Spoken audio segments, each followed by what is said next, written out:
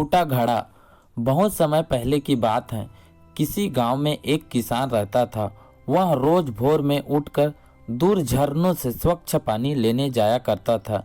इस काम के लिए वह अपने साथ दो बड़े घड़े ले जाता था, जिन्हें वह डंडे में बांधकर अपने कंधे पर दोनों ओर लटका लेता था। उनमें से एक घड़ा कहीं से फूटा हुआ था और दूसरा एकदम सही था। इस वजह से रोज घर पहुंचते पहुंचते किसान के पास 1.5 घड़ा पानी ही बच पाता था। ऐसा 2 साल से चल रहा था। सही घड़े को इस बात का घमंड था कि वो पूरा का पूरा पानी घर पहुंचाता है और उसके अंदर कोई कमी नहीं है। वहीं दूसरी तरफ फूटा घड़ा इस बात से शर्मिंदा रहता था कि वो आधा पानी ही घर तक पहुंचा पाता है और किसान की मेहनत बेकार चली जाती है। फूटा घड़ा यह सब सोचकर बहुत परेशान रहने लगा और एक दिन उससे रहा नहीं गया। उसने किसान से कहा, मैं खुद पर शर्मिंदा हूँ और आपसे क्षमा मांगना चाहता हूँ। क्यों? किसान ने पूछा। तुम किस बात से शर्मिंदा हो? शायद आप नहीं जानते, मैं एक जगह से फूटा हुआ हूँ और पिछले 2 सालों से मुझे जितना पानी घर पहुँचाना चाहिए था बस उसका आधा ही पहुँचा पाता हूँ। मेरे अंदर ये बहुत बड़ी कमी है और इस वजह से आपकी मेहनत बर्बाद होती रही है। फूटा घड़ा ने दुखी होते हुए कहा। किसान को घड़े की बात सुनकर थोड़ा दुख हुआ और बोला, कोई बात नहीं, मैं चाहता हूँ कि आज लौटते वक्त तुम रास्ते में पड़ने वाले सुंदर फूलों को देखो।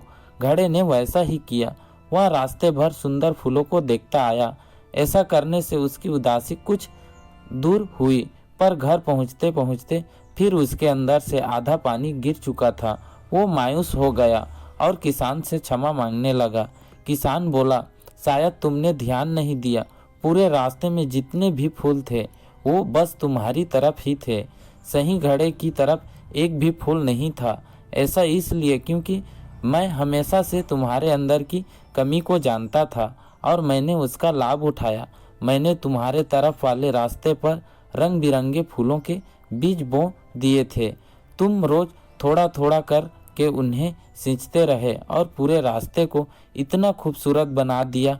आज तुम्हारी वजह से ही मैं इन फूलों को भगवान को अर्पित कर पाता हूँ और अपना घर सुंदर बना पाता हूँ। तुम ही सोचो, अगर तुम जैसे हो वैसे नहीं होते तो भला क्या मैं ये सब कर पाता।